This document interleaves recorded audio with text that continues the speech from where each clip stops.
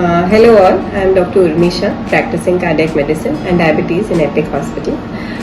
Today I wish each and every person a happy and healthy World Health Day. My tip for everyone is that to stay healthy, try to reduce your emotional stress, mental stress, because it is increasing day by day. Avoid vices like smoking, tobacco, etc. Try to control your sugar and blood pressure, and try to stay physically fit. Thank you so much.